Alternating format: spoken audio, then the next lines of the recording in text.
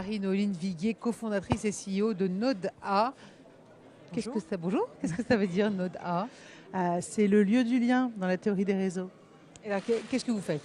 On essaie d'emmener des nouvelles pratiques de travail issues du monde des développeurs, plus que des startups, des hackers, dans les grandes entreprises pour changer un peu le travail au quotidien. Alors, c'est quoi changer le travail au quotidien? Je n'entends pas depuis ce matin, on me dit tout et pas n'importe quoi. Au contraire, j'apprends beaucoup de choses. Mais l'essence, que vous qui êtes en lien avec toutes les parties du coup, alors qu'est-ce que vous en apprenez? Qu'est-ce que vous pouvez me transmettre? Nous, en fait, on n'a pas de solution toute faite. La seule chose qu'on constate, c'est qu'il y a seulement 10% des gens engagés dans leur travail aujourd'hui, vraiment, et que les autres sont en position assez passive, parce que la faute au process, à l'organisation, au reste du monde et à tout ce qui ne va pas. On les exploite pas assez ou ils se sentent moins utilisés. En tout cas, ils ne se sentent pas épanouis dans leur travail. Non, mais ils ne se sentent pas utiles, c'est ça que je veux dire. Exactement. Dans le sens exploitation, ils ne se sentent pas utiles, c'est ça? Les gens ne se sentent pas utiles, n'ont pas la sensation d'apprendre, n'ont pas la sensation de pouvoir faire ce qu'ils pensent qu'ils devraient faire pour leur entreprise aujourd'hui. Parce qu'étonnamment, les gens sont plutôt attachés à leur boîte, ils ont envie de bien faire et on ne les y aide pas forcément. En tout cas, ils ont la sensation qu'on leur... Qu'est-ce qui empêche qu'on les rende utiles? Alors, dans le cas d'une grande entreprise, c'est souvent parce que plutôt qu'une personne, c'est plutôt une fiche de poste. C'est plutôt un périmètre qu'une capacité d'action.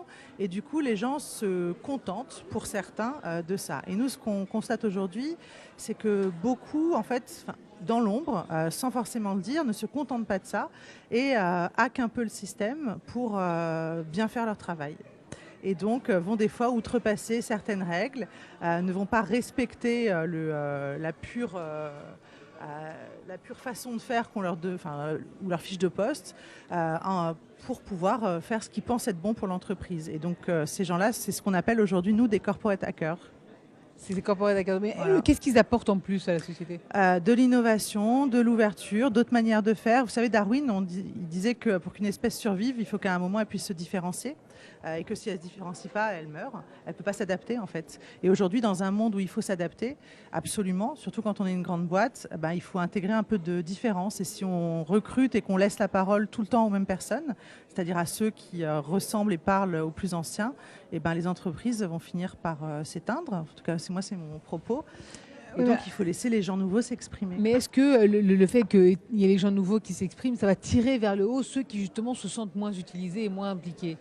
En tout cas, c'est ce qu'on constate aujourd'hui. C'est-à-dire qu'à partir du moment où on laisse aux gens, on met les gens en capacité d'agir et on leur demande qu'est-ce que tu ferais pour bien faire ton travail, en grève de quoi est-ce que tu te mettrais, de quel process, de quelle manière de faire tu te mettrais si on te laissait une liberté d'action. Toi qu'on estime bon et responsable dans ce que tu fais, qu'est-ce que tu ferais? Les gens commencent à agir à partir de ce moment différemment. Ils arrêtent de faire certaines choses. Ça peut être des reportings, ça peut être certaines réunions où ils se sentent obligés d'aller pour des raisons politiques. Ça peut être arrêter de continuer un projet auquel ils ne croient pas. Parce qu'ils estiment qu'en fait, il fallait le faire il y a 5 ans et plus maintenant, pour faire rapidement quelque chose qu'ils pensent juste. C'est une rébellion constructive qui, en fait, aujourd'hui, est source de dynamique et d'innovation dans beaucoup d'entreprises. Et donc, nous, on a sorti un livre sur le sujet il y a 1 an qui s'appelle Maxstorming Guide de Corporate Hacking. Et on voit aujourd'hui que ce livre qu'on a écrit pour des salariés au départ, et en fait, là, on vient d'être primé hier par la Fondation Manpower et les élèves HEC. Félicitations. Ouais, merci. On est content. Et les directions, en fait, nous demandent de lever chez eux et de révéler chez eux des gens qui ont ce profil de corporate hacker parce qu'ils en ont besoin. Donc en fait, on est dans une situation où des gens veulent travailler différemment, la tête veut des gens qui travaillent différemment et pour l'instant, les choses ne se passent pas assez. Donc on travaille à créer cette rencontre et pour créer cette rencontre, il faut juste mettre les gens en autonomie et en capacité à agir.